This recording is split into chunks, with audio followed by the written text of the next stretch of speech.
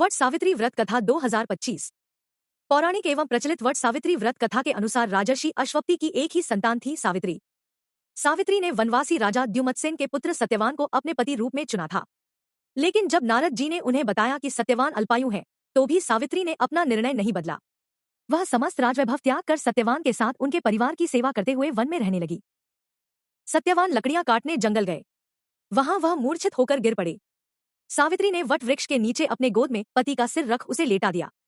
उसी समय यमराज सत्यवान के प्राण लेने आए। यमराज सत्यवान के जीव को दक्षिण दिशा की ओर लेकर जा रहे हैं। सावित्री भी यमराज के पीछे पीछे चल देती है। उन्हें आता देख यमराज ने कहा कि हे पतिव्रता नारी, पृथ्वी तक ही पत्नी अपने पति का साथ देती है, तुम वापस लौट जाओ। सावित्री ने कहा, जहां मेरे पति रहेंगे वहीं मुझे भी रहना है, यही मेरा पत्नी धर्म है। यमराज के कई बार मना करने पर भी वह नहीं मानी। अंत में सावित्री के साहस और त्याग से यमराज ने प्रसन्न होकर उनसे 3 वरदान मांगने को कहा।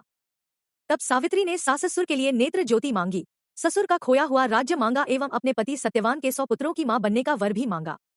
तीनों वरदान सुनने के बाद यमराज ने कहा, तथास्तु, ऐसा ही होगा। यमराज आगे बढ़ने लगे। सावित्री ने कहा कि है प्रभु, मैं एक पतिव्रता पत्नी हूँ और आपने मुझे पुत्रवती होने का आशीर्वाद दिया है। यह सुनकर यमराज को सत्यवान के प्राण छोड़ने पड़े।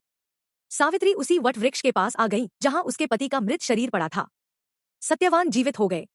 इस प्रकार सावित्री ने अपने पतिव्रता व्रत के प्रभाव से न केवल अपने पति को पुनः जीवित करवाया, बल्कि सास को नेत्र ज्योति प्रदान करते हुए ससुर को उनके ससुर को खोया राज्य फिर दिलवाया। तभी से वट सावित्री व्रत पर वट वृक्ष का पूजन अर्चन करने का विधान है। कहा जाता है कि इस व्रत को करने से सौभाग्यवती महिलाओं की मनोकामना पूर्ण होती है और उनका सौभाग्य अखंड रहता है।